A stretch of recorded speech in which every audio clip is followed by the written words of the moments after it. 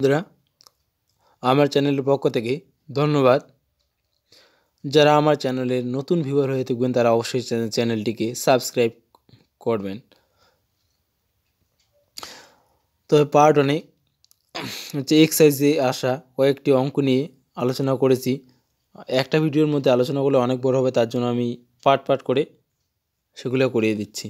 তবে আজকে পার্ট 2তে কিছু অঙ্ক নিয়ে আলোচনা করব যেগুলো প্রিভিয়াস ইয়ারে এসে গেছে এক্সাইজ কনস্টেবলে।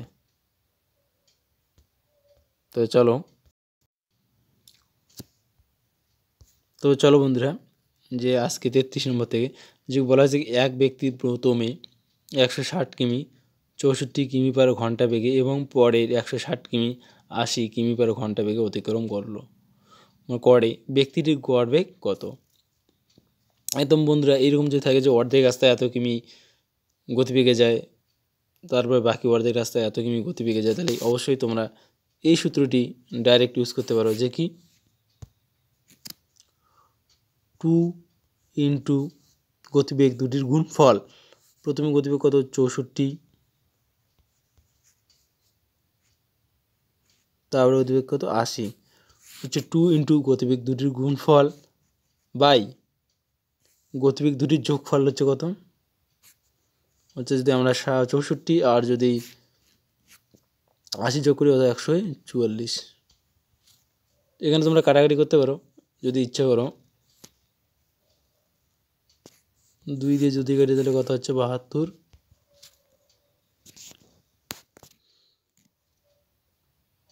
4 দিয়ে যদি কাটি কত হয়? 4 দিয়ে 20। 4 দিয়ে যদি কাটি তাহলে হচ্ছে 36, 18। তার মানে আবারও যাচ্ছে কত হচ্ছে? 9, 9, 10। তার মানে কী যাচ্ছে? 640/9।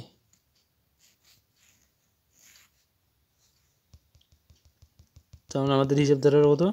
640/9।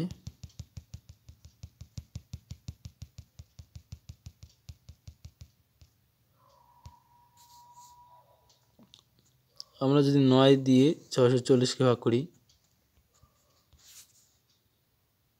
7 লং কত? 63। 109কে একবার যাবে, 9কে 9, তার মানে 1 থাকলো, দশমিক দিয়ে 0, 1, 9 আবার 10, মানে এইরকম যে কত 71.11 এইরকম ডট আসতে থাকবে। তবে এখানে অপশান এ হয়ে যাবে সঠিক উত্তর, যে 71.11 কিমি পার ঘন্টা। নেক্সট অঙ্কে বলা হয়েছে কি একটি ক্যাম্পে 800 জন লোকের 20 দিনের খাবার মজুদ ছিল, কিন্তু ক্যাম্পে 640 জন ছিল। ওই খাবার দিয়ে 640 জন লোকের কতদিন খাবার চলবে? একদম সোজা। তার মানে একজন লোকের কতদিনকার খাবার ছিল?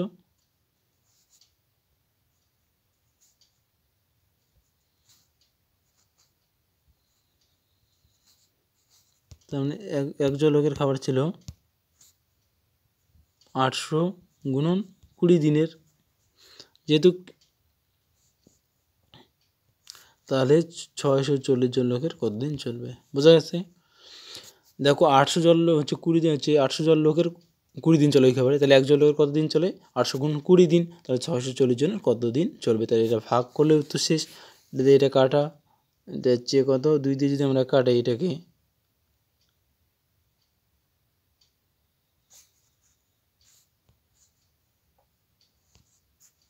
দুই দিয়ে কাটলে কত? 32। 32 দুগুণ হচ্ছে 64।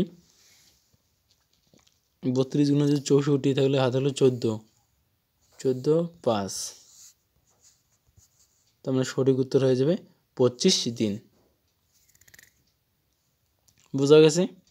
যদি তোমাদের কোথাও বুঝতে যদি অসুবিধা হয় তাহলে ভিডিওতে হচ্ছে কমেন্টের মাধ্যমে জানাও, আমি তোমাদের সমস্যার সমাধান করার চেষ্টা করব। পরের অঙ্কে হচ্ছে 35 নম্বর অঙ্কে বলা হচ্ছে যে একটি সাইকেলের ক্রয় মূল্য 400 টাকা, মানে কস্ট প্রাইস যাকে বলা হয়। সাইকেলটি যদি 3200 টাকায় বিক্রি করা হয় তবে ছাড়ের শতকরা হার কত? একদম সহজ, ইজিলি। যদি 4000 টাকা সাইকেলটা সে কত 3200 টাকায় বিক্রি করে, তার মানে 4000 টাকা সে কত ছাড় দিচ্ছে? 800 টাকা। তাহলে শতকরা একদম সহজ নিয়ম। চাইলে কত 4000 টাকায় সে কত দিচ্ছে স্যার? 4000 থেকে 3200 বিয়োগ করে তার মানে 800 টাকা ছাড় দিচ্ছে। 1 টাকায় 4000, 800 বাই 4000 টাকা, তাহলে 100 টাকায় সে কত দিচ্ছে? এখানকার দুটো শূন্য, এখানকার দুটো শূন্য, এখানকার দুটো শূন্য কাটা গেল। 4 দিয়ে না, সেখানে 0 0 4 20 80, তার মানে 20%।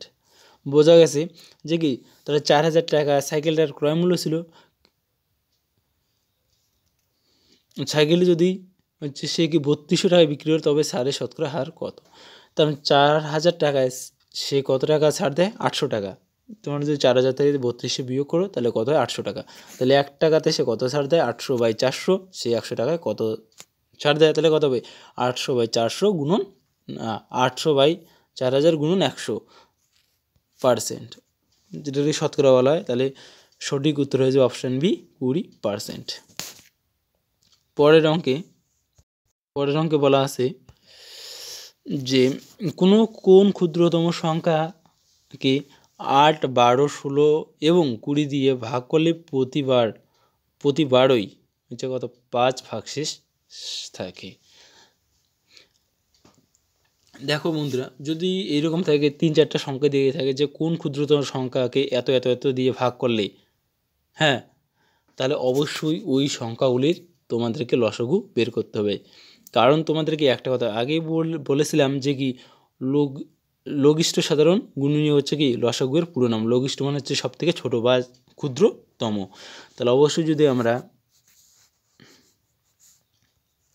8, 12, 16, 20 এর লসাগু করি তাহলে আমরা কত পাবো?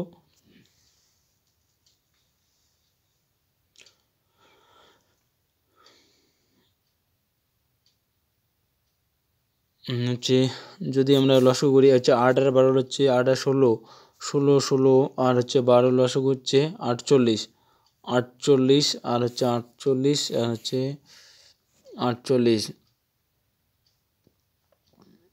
হচ্ছে 4 দিয়ে 4, 12, 4, 12, 5, 12, 4, 12, 12, 12, 12, 48, 5 48 কত হচ্ছে 5 48 হচ্ছে 240, 48কে হচ্ছে 5 দিয়ে গুণ করলে 240, তার মানে লসাগু কত হচ্ছে 240। কিন্তু 240 এমন একটা ক্ষুদ্রতম সংখ্যা যে সংখ্যাটাকে 8, 12, 16 এবং 20 দিয়ে ভাগ করলে কি মিলে যায়, ভাগশেষ কিন্তু কী হয়? শূন্য থাকে। তার যেহেতু কি 5 কী থাকবে? ভাগশেষ থাকবে, তাহলে অবশ্যই আমাদেরকে 5 অ্যাড করে দিতে হবে। কারণ কি 8 আর 12, 16, 20 দিয়ে, কারণ 240 সম্পূর্ণভাবে বিভাজ্য। তাহলে আমরা কি আবার 5 যোগ করি, যে মানে 5 যোগ করি, যদি 240-এর সঙ্গে 5 যোগ করলে কত হবে? 245। 245কে ভাগ করলে 8 বা 12 বা 16 বা 20 দিয়ে ভাগ করলে প্রতি ক্ষেত্রে কি 5 ভাগশেষ থাকবে। তাহলে আমাদের সঠিক উত্তর হয়ে যাবে অপশান ডি, 245। নেক্সট অঙ্কে চলো। অঙ্কটিতে বলা আছে যে কি দুটি সংখ্যার অনুপাত 9:14। যদি বৃহত্তম সংখ্যাটি ক্ষুদ্রতর সংখ্যা থেকে 55 বেশি হয় তবে সংখ্যাগুলি কী কী? একদম আপনারা মুখে মুখে করতে পারেন। জাস্ট আমি মনে করলাম যে দুটি সংখ্যার অনুপাত, একটা ধরলাম আমি কত 9x আর একটা ধরলাম কত না আচ্ছা 9x আর একটা ধরলাম কত 14x। তো দুটোর মধ্যে ডিফারেন্স কত দেখা যাচ্ছে 55। তার মানে বড় কোনটা হচ্ছে? বড় হচ্ছে কত 14xটা। তাহলে আমরা কি লিখতে পারি যে 14x বিয়োগ 9x সমান কত 55। তাহলে এখানে 14x থেকে 9x গেলে কত থাকে 5x সমান 55, তার মানে এক্সের মান যদি আমরা এদিকে নিয়ে আসি, যে কি এক্স সমান সমান কত হবে 5, তখন 5 দিয়ে না 11 হবে, এক্সের মান কত হবে 11, কারণ 5 দিয়ে যদি এটাকে কাটি 5 11 55, তাহলে এক্সের মান কত 55, তাহলে অবশ্যই আমি পাবো। তবে সংখ্যাগুলি কী কী ধরেছিলাম, একটা ছিলাম 9x আর একটা ছিল 9x আর একটা ছিল 14x, তাহলে এক্সের মান যদি আমরা বসিয়ে দিই সেখানে, তাহলে কত হবে 9 11, একটা হচ্ছে 99 আর একটা হচ্ছে 14 দিয়ে গুণ করলে 154, বোঝা গেছে। বা তোমরা এখানে ডাইরেক্ট সরাসরিও করতে পারো, যে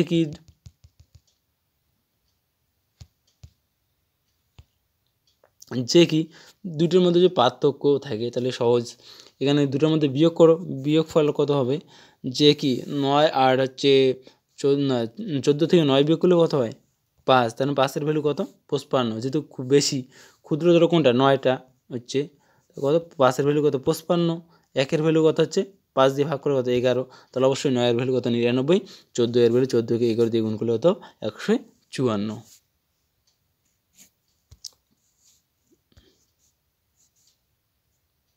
চলো পরের অঙ্কে 38 নম্বর অঙ্কে বলা হয়েছে যে এ এবং বি এককভাবে একটি কাজ যথাক্রমে 6 এবং 12 দিনে করতে পারে। দুজনে একসাথে 3 দিন কাজ করার পর এ চলে যায়, বি বাকি কাজটি একা সম্পন্ন করে। কাজটি সম্পন্ন করতে মোট কত দিন সময় লেগেছিল? একদম বন্ধুরা, এইরকম অঙ্ক যদি থাকে আপনারা যদি ঠিকমতো বুঝতে পারেন, কয়েক সেকেন্ডের মধ্যে আপনারা উত্তর প্রোভাইড করতে পারবেন। তাহলে এ আর হচ্ছে যে কি এ আর বি প্রথমে তারা 3 দিন করে, তারপরে কিন্তু কি 3 দিন করার পরে এ চলে যায়, তখন যে বাকি কাজটা থাকে সেই কাজটা কিন্তু কি করে বি একা করে। তাহলে মোট কতদিন নিয়ে কাজটি আর কি সম্পন্ন হবে? তাহলে অবশ্যই হচ্ছে তাহলে এ করে হচ্ছে 3 দিনে কত অংশ 3/6 অংশ, তার মানে কত হচ্ছে 1/2 অংশ।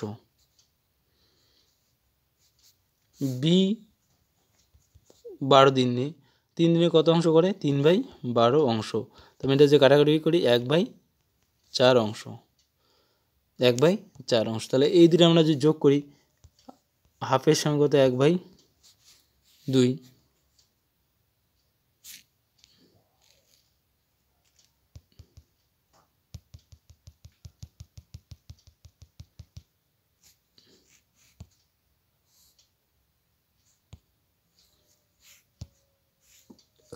তাহলে হচ্ছে কি এটা করে কত হাফ,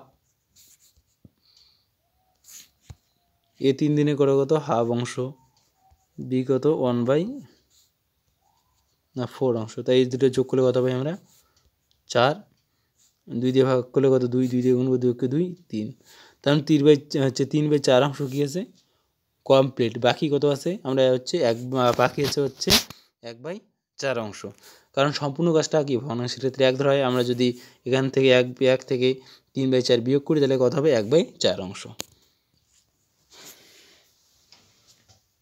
তাহলে একদম সহজ, যে কি বি এর ক্ষেত্রে কি লাগে,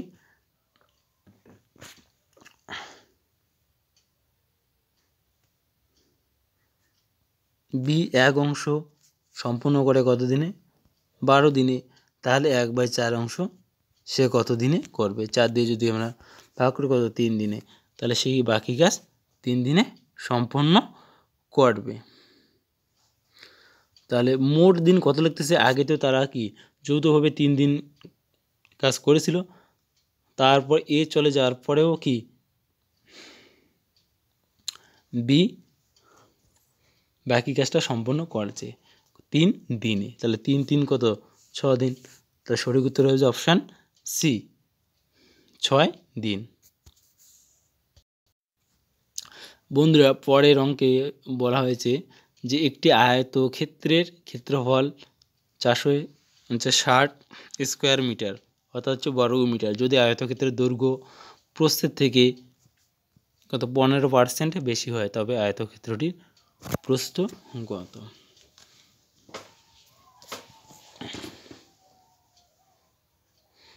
বন্ধুরা, আমরা যদি প্রথমে যদি আয়তক্ষেত্রের দৈর্ঘ্য প্রস্থের অনুপাতটা বের করতে পারি, তাহলে একদম সহজ হতে পারে।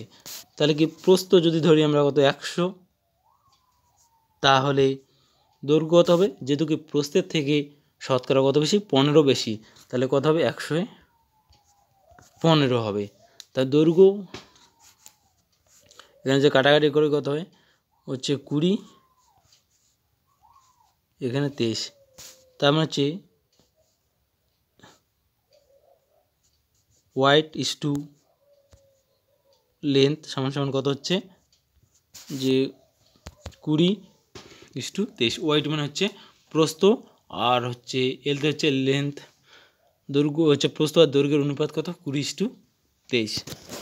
তাই আমরা হচ্ছে অবশ্যই জানি যে কি ক্ষেত্রফল না আয়তক্ষেত্রের ক্ষেত্রফল সূত্র কি দৈর্ঘ্য গুণন প্রস্থ। আমরা যদি লেন্থটাকে যদি কত ধরি, আচ্ছা না ওয়াইডটাকে যদি কত ধরি 20x, আর লেন্থটাকে যদি কত ধরি 23x, তা দুইটারই গুণফল কী হবে, দৈর্ঘ্য আর হচ্ছে প্রস্থের গুণফলে হচ্ছে কি আয়তক্ষেত্রের ক্ষেত্রফল। তাহলে 20x হচ্ছে ইন্টু 23x ইকুয়াল আমরা কত পাচ্ছি যে 460।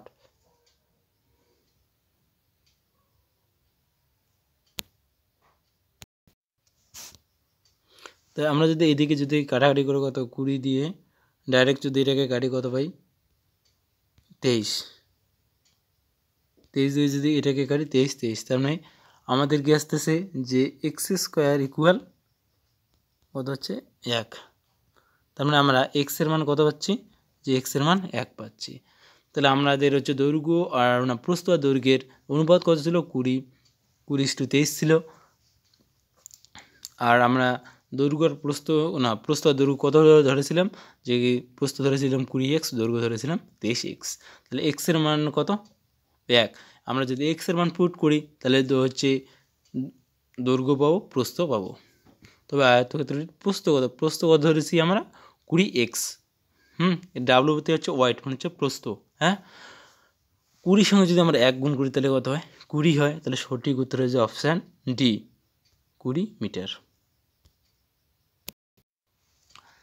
হচ্ছে 40 নম্বরে বলা হচ্ছে কি A/B যদি কি 3:4 হয় এবং B/C 6:5 হয়, তবে A/C এর মান কত। তোমরা এটা জানো হচ্ছে এটা হচ্ছে কি অনুপাতের অঙ্ক।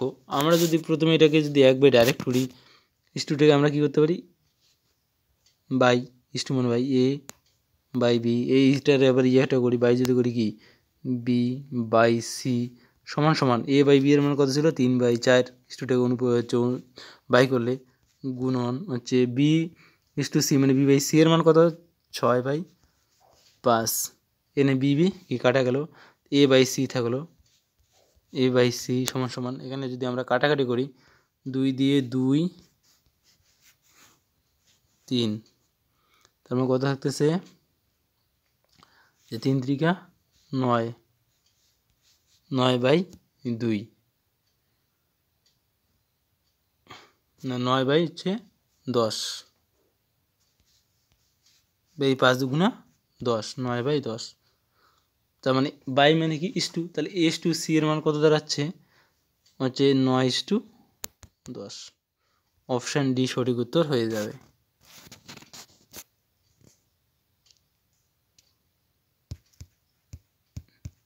এখানে যদি বুঝতে অসুবিধা হয় তোমরা আর একবার মানে খাতা হিসেবটা করতে পারো। যে কি আরেকবার বুঝে যাচ্ছি কি ধরো A/B গুণন B/C সমান সমান কত ছিল 3:4 গুণ 6/5। আমরা যে কাটাকাটি করি এখানে 2 এখানে 3, BB কাটা A/C সমান সমান 3 × 9/10 বাই হচ্ছে ইস্টু মানে কি বাই মানে ইস্টু, তাহলে C যদি করি তাহলে কত 9:10। সঠিক উত্তর অপশান ডি। বন্ধুরা 61 নম্বর অঙ্ক বলা হয়েছে যে কি দুটি সংখ্যার গুণফল 4107, যদি সংখ্যা দুটির গসাগু 37 হয় তবে বৃহত্তর সংখ্যাটি কত। তবে বন্ধুরা হচ্ছে কিছু তোমাদের বেসিক জিনিস জানতে হবে, না জানলে হয়তো যদি এইরকমই অঙ্ক জাস্ট অল্প একটু যদি আলাদা করে দেয় তাহলে কিন্তু তোমাদের অসুবিধা হবে। তোমরা এমনিতে এটা মনে রাখবে যে অবশ্যই কি যে যদি কোনো দুইটা সংখ্যার গুণফল এবং যদি গসাগু দেওয়া থাকে তাহলে অবশ্যই কি সংখ্যা দুটির অনুপাতের যে গুণফল সেটা কী হবে, সংখ্যা দুটির হচ্ছে অনুপাতের যে গুণফল অর্থাৎ হচ্ছে অনুপাতের যে গুণফল সেটা কী হবে,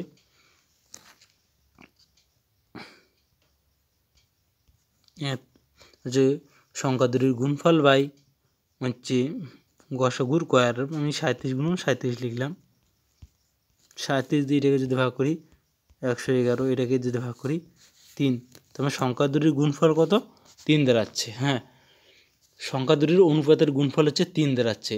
আমি 3টাকে এমন দুটা অংশে বিভক্ত করব যাদের গুণফল 3 যেন হয় এবং দুইটা ভাগের গসাগু যেন 1 এর বেশি হয় না। বোঝা গেছে? যদি 1 আর 3 নিই, ঠিক আছে, দুটি অংশে বিভক্ত করলাম 1 আর 3, যে গুণফল কত হয় 3 অক্ষে 3 হচ্ছে। আর এখানে বোঝা যায় যে কি 3কে মাত্র একভাবেই ভাঙা যায়, সেটা হচ্ছে কি 1 আর 3, তাছাড়া তো হয় না। তাছাড়া হচ্ছে অন্য কোনো দুটি পূর্ণ সংখ্যার গুণফল 3 হয় না, একমাত্র 1 আর 3-এর গুণফল ছাড়া অন্য কোনো দুটি সংখ্যার গুণফল 3 হয় না। তাহলে ছোট সংখ্যাটা কত হবে, ছোট সংখ্যাটার অনুপাত কত 1, ছোট সংখ্যার বড় সংখ্যার হচ্ছে অনুপাত কত 1, মানে 1:3। আর গসাগু এমন একটা সংখ্যা যেটা কি প্রত্যেকটা সংখ্যা মানে অনুপাতের সঙ্গে কি বিদ্যমান থাকে, হ্যাঁ, মানে কমন থাকে। তাহলে আমরা যদি এটা গসাগু দিয়ে গুণ করি তাহলে 1কে দিয়ে যদি না কত 37 দেওয়া আছে, 37 দিয়ে গুণ করলে কত ছোটো সংখ্যাটি কত 37, আর বড় সংখ্যাটি কত 3 দিয়ে যদি 37কে গুণ করি তাহলে 111। বোঝা গেছে বন্ধুরা? গসাগুটা এমন যে উভয় অনুপাতের সঙ্গে কী হয় গুণ হয়ে মানে যেটা অরিজিনাল সংখ্যা সেটা পাওয়া যায়। বন্ধুরা দেখো, একটা ভিডিও বানাতে অনেক কষ্ট হয় এবং পরিশ্রম হয়, তাই বন্ধুরা তোমরা যদি সাবস্ক্রাইব করো আমার চ্যানেলটিকে তাহলে অবশ্যই আমার পরিশ্রমটি সার্থক হবে। ধন্যবাদ।